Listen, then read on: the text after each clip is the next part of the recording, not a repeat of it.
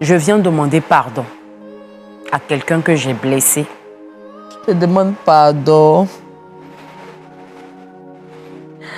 J'ai été trompée.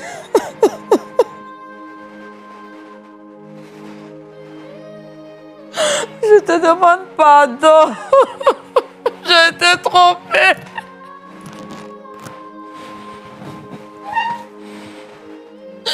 Pardonne-moi. C'est la prophétesse. Elle m'a dit que tu n'étais pas l'homme de ma destinée. Je te demande pardon. Je t'aime toujours. Regarde, aujourd'hui, je suis malade. J'ai l'hypertension. Si je savais que c'est à cause d'elle que vous m'avez fait venir, j'allais même pas être... Pardon. Tu sais que je t'ai toujours aimé. J'ai été trompée, faute d'ignorance. Cette dame que vous voyez là, elle a gâché ma vie, je vous dis. Elle a commencé. Pour un rien, elle m'insulte. Elle m'insulte. Demandez-lui, je ne lui ai jamais porté main. Jamais. C'est vrai, on se chamaille, mais bon. Elle a commencé à avoir des comportements, des écarts de langage. Je vais au travail même, le cœur serré. Je n'arrive même pas à me concentrer sur mon travail. Et dans ça, un soir, on était dans la chambre conjugale. Je me suis mis à genoux. Je lui ai dit, franchement, bébé, je ne sais pas ce que je t'ai fait. Vraiment, ton comportement m'affecte tellement. Ça fait que j'arrive même pas à me concentrer au travail. Pardonne-moi. Laisse tout tomber. Regarde, tu as fait de moi une autre personne. Et regarde ce que tu es en train de me faire encore.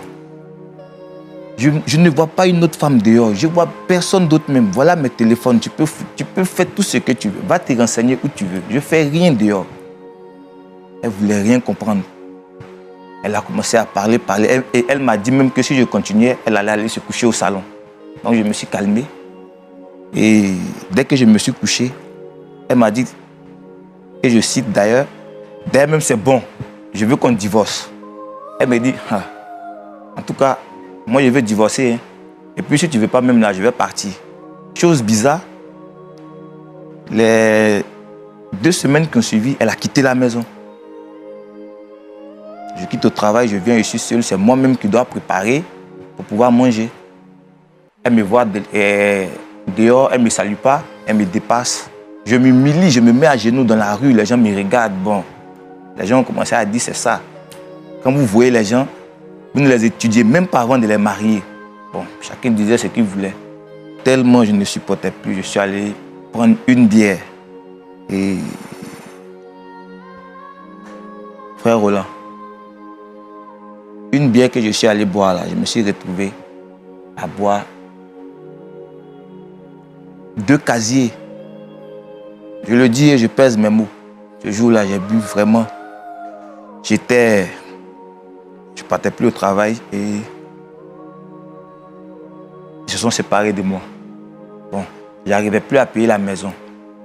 C'est comme ça que j'ai regagné Abidjan. Regardez-moi, je n'étais pas comme ça. Je n'étais pas comme ça. Je suis venu à Abidjan. Ma maman a pleuré. Quand elle m'a vu, elle a pleuré. Ça, il faut le dire. Elle a pleuré. Elle a pleuré. Ils ont tout fait, mais elle-même, je l'appelle. Elle ne décroche pas. Après, elle a carrément bloqué mes numéros. Je n'arrivais même plus à la joindre. Il y avait une dame dans la ville où on était, avec qui elle échangeait beaucoup. J'appelais la dame pour pouvoir avoir un peu ses nouvelles, tout ça. La dame a eu à me dire, Kevin, si tu es malin, il faut te concentrer sur ta vie. Rachel n'a plus ton temps. Quand la dame m'a dit ça, franchement, j'ai marché. Je suis arrivé de Yopougon. Hein. J'ai marché jusqu'à je suis arrivé sur le pont Oufoué là. Je voulais me jeter dans l'eau. Parce que je me suis dit que elle va apprendre que je suis mort là.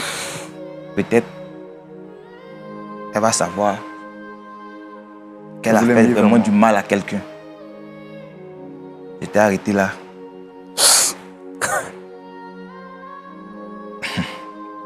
Quand je m'apprêtais à me jeter, je sais pas, mais ça je sais que c'est Dieu même qui l'a fait. J'ai pensé, parce que je ne pensais plus à personne. Là, où j'ai voulu me jeter, j'ai pensé à ma maman. Je me suis dit, à cause d'enfant de quelqu'un, je veux te jeter. Toi aussi, tu es enfant de quelqu'un. Qu'est-ce que cette dernière-là? Seigneur, ta grâce.